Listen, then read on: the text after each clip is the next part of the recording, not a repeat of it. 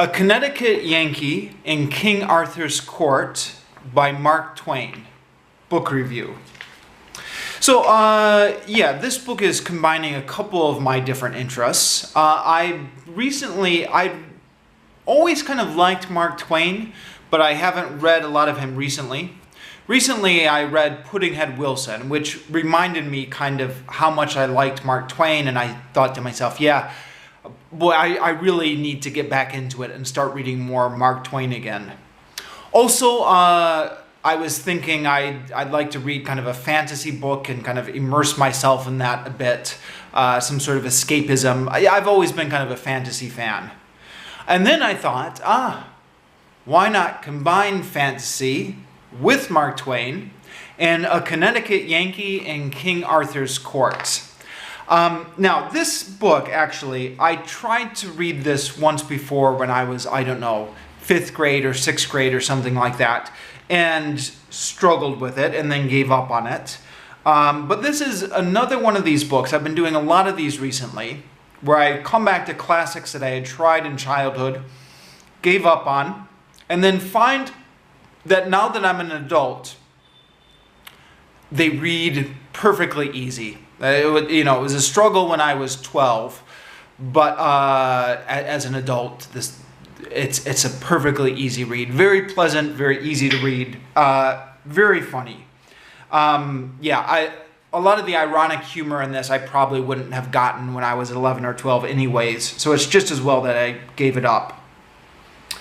Okay, so if it wasn't already clear from the title, this book is about a 19th century Connecticut industrialist who travels back in time and wakes up in the middle of the 6th century during the time of King Arthur. And then many wacky adventures follow. There are so many really funny parts of this book. So many that I'm, kind of picking my favorites is kind of a little bit hard to do. But I'm going to try and just pick out a few favorites that I thought were especially funny. By the way, I guess, maybe I should, maybe by reading out all the funny parts, I'm going to be spoiling the book. I'm going to do it anyways, but let me just give you this warning here.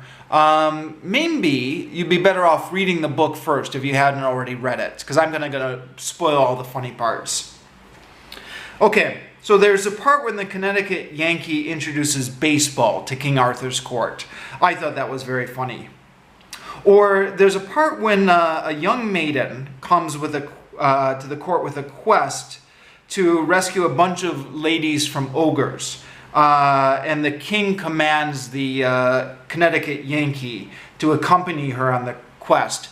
Connecticut Yankee goes because he's commanded, but he is convinced the whole thing is made up.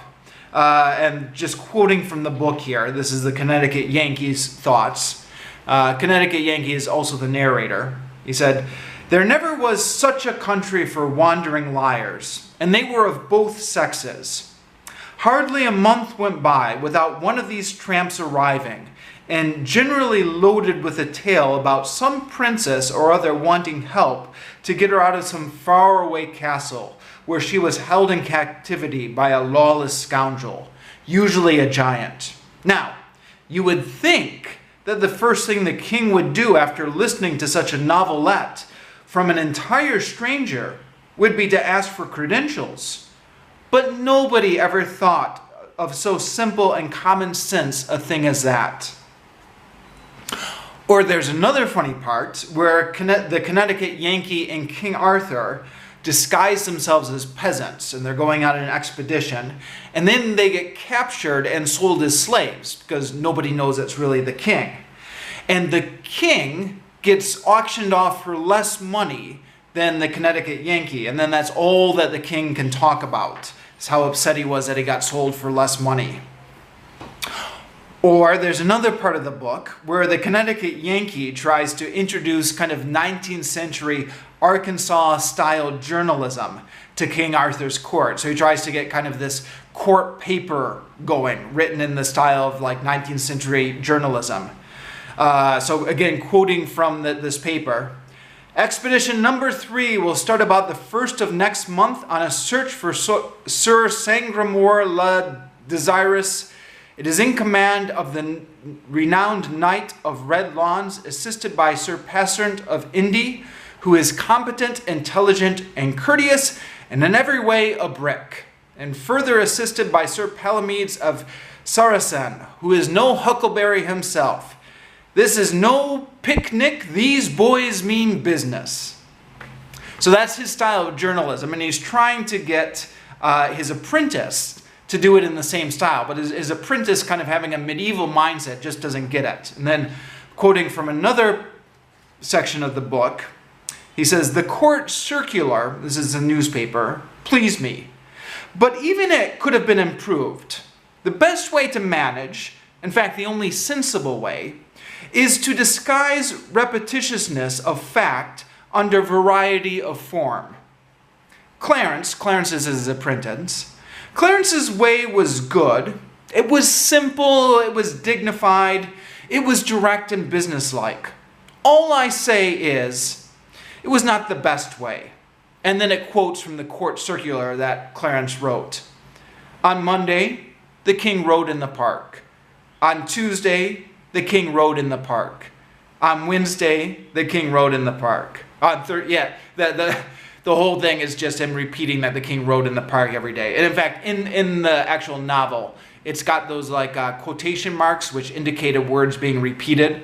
So it's just kind of one full sentence, and then the day of the week changes, and then the repetition quotation marks. Also, Mark Twain, I think in just about everything he did, Mark Twain was a constant literary critic. He was always kind of criticizing the writing style of other people. And he brings us up a lot here, having a lot of fun at the medieval writing style. In particular, kind of making fun of the Mort d'Arthur, the famous kind of medieval story about King Arthur. So one character will tell a story, either kind of directly from Mort d'Arthur or kind of influenced with it. And then the Connecticut Yankee, who is kind of, I guess, Mark Twain's spokesperson here, will be interjecting his literary criticism as the story progresses. Again, quoting from the novel, "The truth is, the archaics are a little too simple. The vocabulary is too limited, and so by consequence, descriptions suffer in the matter of variety. They run too much to level Saharas of fact, and not enough picturesque detail. This throws them about a certain air of monotonous. In fact, the fights are all alike. Dear me, what would this barren vocabulary get out of the mightiest spectacle? The burning of Rome in Nero's time, for instance. Why, it would merely say, 'Town burned down, no insurance, boy brast a window, fireman brack his neck.' Why, that ain't a picture." Or, again, the same theme, quoting from a different part of the book. He's criticizing somebody who's telling a story, and they bring in Sir Marhaus, the King of Ireland's son. And the Connecticut Yankee says, "This is not good form. Sir Marhaus, the King's son of Ireland, talks like all the rest. You ought to give him a brogue, or at least a characteristic expletive. By this means one would recognize him as soon as he spoke, without his ever being named. It is a common literary device with the great authors.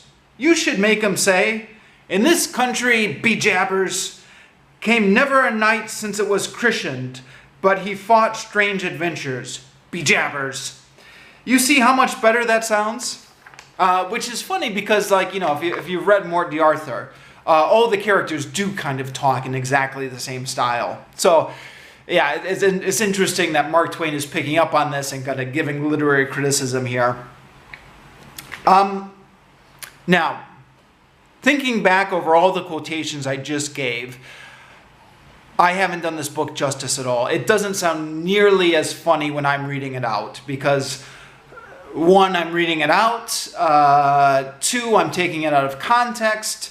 I've omitted some sentences just because they they go off on digressions. If I'm not doing justice to this, then just take my word for it. The book is much funnier when you actually sit down to read it. It does, however, have its dark side. In fact, it's referred to as one of Mark Twain's dark comedies. So, Mark Twain spends a lot of time focusing on the injustice of the 6th century feudal caste system. And he does so in kind of heart-wrenching detail. So he describes in detail the suffering of this or that family that was just completely destroyed because of the whims of nobility. Now, in one sense, this makes sense because, Mark Twain, in addition to being one of America's greatest humorists, was also one of America's greatest social critics. He was strongly against the Philippine War in his own lifetime, and he wrote a number of kind of essays against imperialism and kind of describing injustice and suffering where he saw it. It's a little bit odd here because, at the time Mark Twain was writing, he's writing in the 19th century, describing the social problems of the 6th century. And you're like, well, why bother? That was 1,300 years ago. I mean, it's history, kind of. I mean, King Arthur is history and fantasy. But why dwell on it now? And why get so depressing about it now when it's all so long ago in the past? I don't know. You get the sense sometimes that when he's talking about slavery in feudal England, what he's really doing is he's criticizing slavery in America. Now, at the time this book was written, slavery was already over, but it was a recent memory. I forget exactly when this book was published, but 19th century, so slavery was only over for like 20 or 30 years by the time he wrote this. At other times, you get the sense that Mark Twain is just kind of setting up how awful the feudal system was as sort of a defense of the French Revolution. And again, the French Revolution was very controversial in the 19th century. It was, 100 years in the past at the time Mark Twain was writing, but it was still much maligned by conservative historians. Occasionally it's maligned by conservative historians nowadays. Again, quoting directly from the book, Mark Twain kind of does say directly the connection between the French Revolution. Excuse me. Quoting from the book, why it was like reading about France and the French before the ever memorable and blessed Revolution, which swept 1,000 years of such villainy away in one swift tidal wave of blood. 1. A settlement of that hoary debt in the proportion of half a drop of blood for each hogshead of it, that had been pressed by slow tortures out of that people in the weary stretch of 10 centuries of wrong and shame and misery, the like of which was not to be mated but in hell. There were 2 reigns of terror, if we would but remember and consider it. The one wrought in hot passion, the other in heartless cold blood.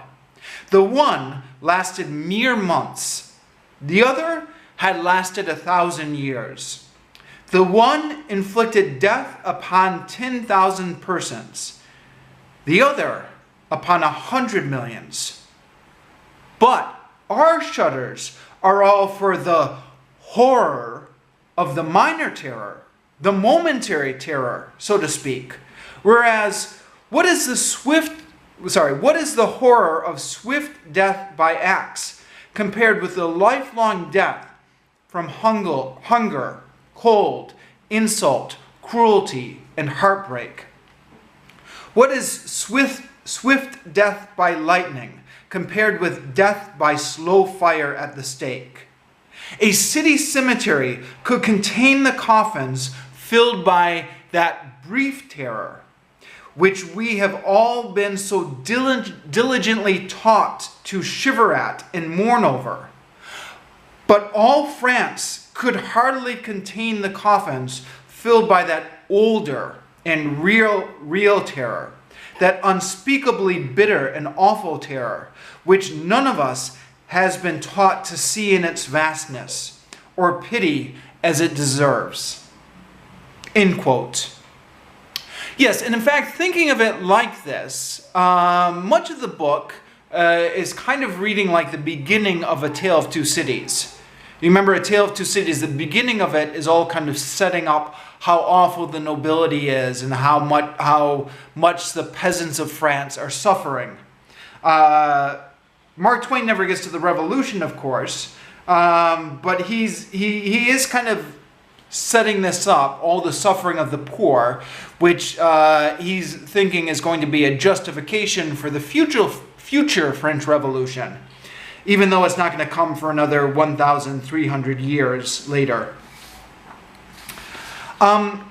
You also get the sense that Mark Twain, sorry, you don't get the sense, this is definitely explicitly in the text, he's also targeting the Catholic Church, which he seems to hold responsible for maintaining the feudal system. And of course, Mark Twain, remember, he was an atheist, he was a lifelong critic of the church, so I guess this is where his criticisms of the religion and his criticisms of feudalism kind of overlap. Anyways, fascinating book, very funny in parts, thought-provoking on others. Can't recommend this enough. Put this on your reading list, you will not be sorry.